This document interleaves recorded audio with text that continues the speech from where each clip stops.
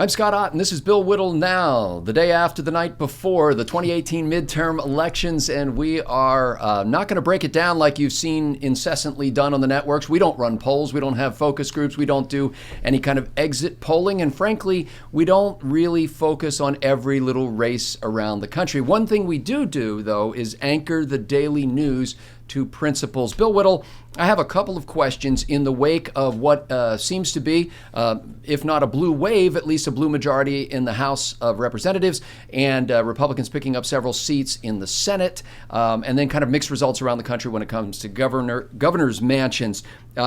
With this behind us at this point, my question really is, where do we go from here? And I'm going to ask you about this, Bill, in several areas. And number one, I'd like you to start off with what this means for the future of the Senate Republican majority. Well, I mean, what we're learning, what we've learned, if we learned anything from the last 40 years, is that since the progressive movement is not a particularly palatable philosophy, we know that when a far leftist wants to run, they run like a conservative. And Barack Obama gives speeches in front of American flag factories, and they all talk about things like America and all these other things. They dress like conservatives, and then they try and get as much of their progressive agenda as they possibly can get through. But they certainly don't run on their progressive agenda, Scotty. So when you get right down to it, the only real lever that the left has they have enormous soft power in terms of the culture, and that soft power is getting stronger, and the fruits of those efforts in terms of young people becoming more and more socialized, those are paying big dividends for them. But the only actual power, real power, political power that the left has and has had for 40 years, 50 years is the Supreme Court. And so when you ask me about the Senate, I wake up this morning to find that our ability to get conservative justices on the court has improved significantly, and I think dramatically, actually, compared to how things were yesterday. Now, let me push back on that a little, Bill, because I'm reading reports from the left-wing news media that's basically saying not much has changed in that regard because Republicans already had a majority, and now they have a little bit more of a majority, but certainly not 60 votes. Why do you say that it has changed significantly in favor of judicial nominees that are constitutionalists? Well, first of all, 60 votes is a gentlemanly and now we have so many female representatives. Let's just say a well-mannered and civilized and decent agreement that has existed for quite a long time until Harry Reid pushed the button, and now we don't need 60 votes, so 60 votes is irrelevant. We need 51 votes. We all remember Flake Week not too long ago. And we all remember the kind of stomach churning angst that we all went through for 7 days, doing the calculation on whether the Wobblies would stand or not. What's Flake going to do? What are the other two or three, somewhat untrustworthy Republicans going to do? Because what we found from Kavanaugh is that this is a knife fight to the death. There's nothing that they won't stoop to. They've basically convinced half the country that the Republicans are trying to put a rapist on the court in order to stop him, and also, Scott, in order to bolster this ridiculous Republican war on women thing. So it was a no-lose situation for them, destroying that good man's life. He's either not going to make it to the court, and I think that's what they expected.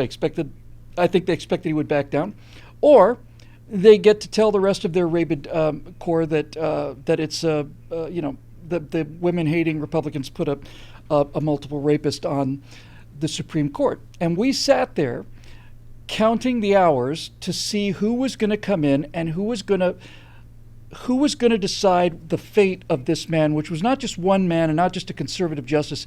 It was the fate of rule of law. It was the fate of due process. It was the fate of innocent until proven guilty. And what did we find, Scotty? We found that we sneaked by the skin of our teeth, I mean, the whole thing was just razor sharp, way too sharp.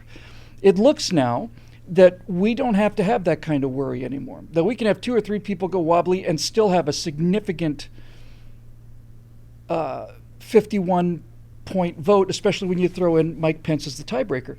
So since the court is the lever of the left, they had to be able to stop conservative appointees, Because conservative appointees, as you pointed out so many times and very successfully last night on our special election night coverage, LOL, you pointed out that we want justices who are going to scale back the law. They need justices that are going to use the judicial branch to make up for the lack of legislative branch votes that they can't get. So can we move it along to that topic right now, because I know we're going to explore these a lot more in the coming days. Let me just close this up real quick. Go ahead. They had to stop us. They had to stop conservative appointees to the Supreme Court. Their entire future depends on controlling the court. It always has. It has since they started this in the 60s with the Warren Court. They have to stop a conservative Supreme Court, and they did not do that last night. In fact, they made it easier for us. So it's a relatively positive projection for the Senate, but the House is a different matter. The Democrats look like they may have picked up some 30 seats in the House. They now hold not just a razor's edge majority, but a substantial majority. Nancy Pelosi or someone like her will be Speaker of the House. How do you see going forward the impact of that on the country as well as on the President of the United States? Well, as time went by last night, and in the fullness of time, I ran into a couple people after the results were over, after we did our special, and a number of conservatives were really quite all crestfallen about having lost the House. And I think I'll just repeat what I told them after having a little chance to think about it. To some large degree, many things were going in our direction going into the election. So our position was in motion.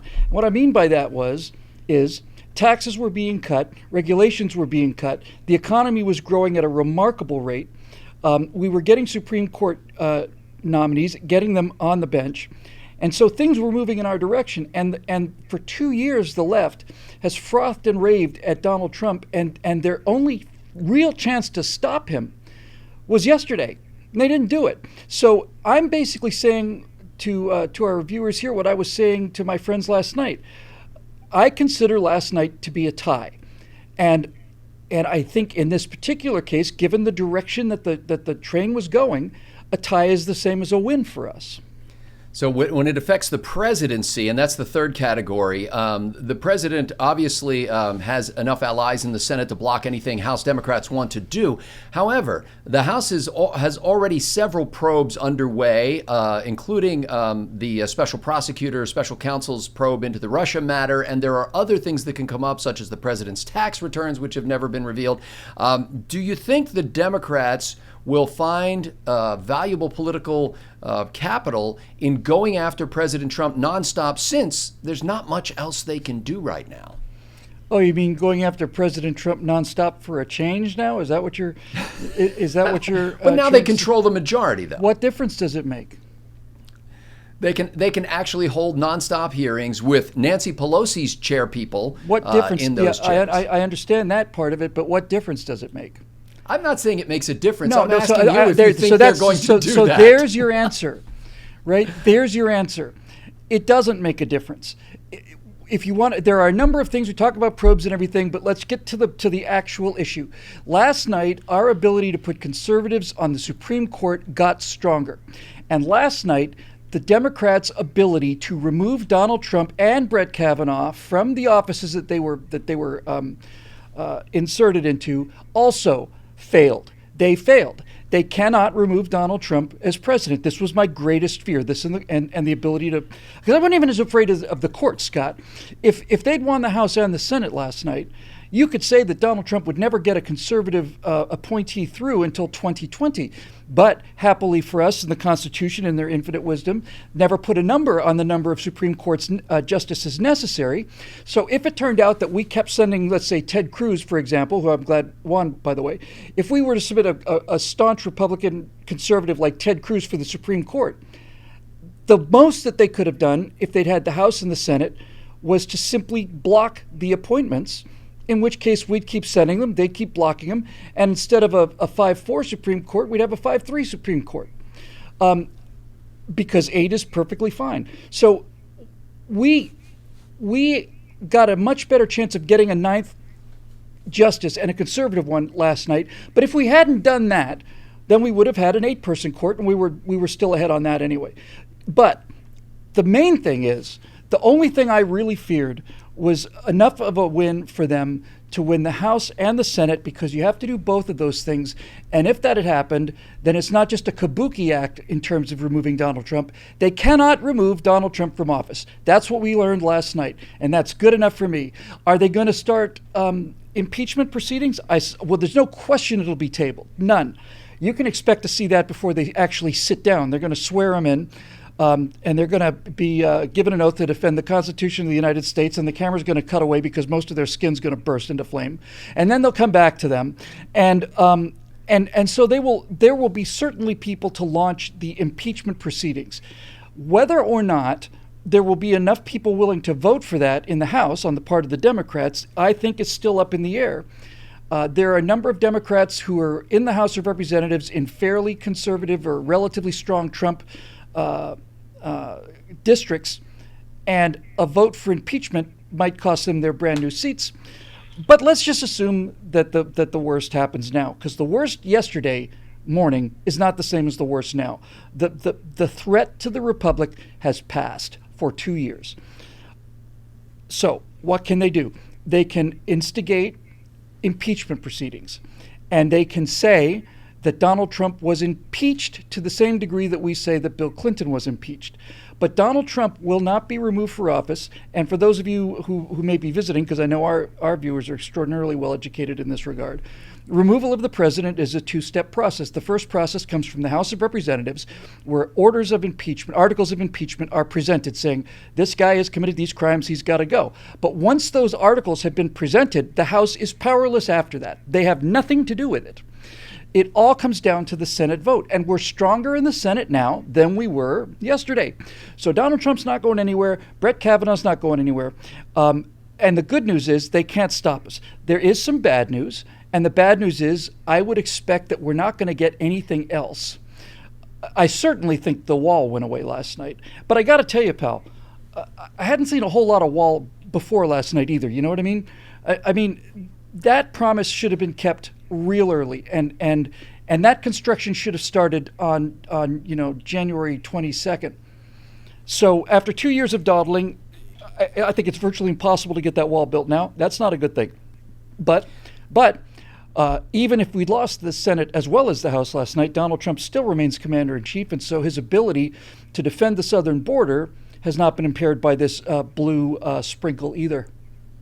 Well, the election has passed, and the things that matter most have not gone away, as Bill has pointed out. One of the most important things that's not going away is Bill Whittle and this network, this Bill Whittle channel, so to speak, at BillWhittle.com, that is funded and sustained and advanced thanks to the members who pay $9.95 a month for their membership, not for themselves, but to share these kinds of ideas, these conversations with the world. We're grateful for their support, and we look forward to some more great analysis on this week's episodes of Right Angle and going forward on Bill Whittle Now.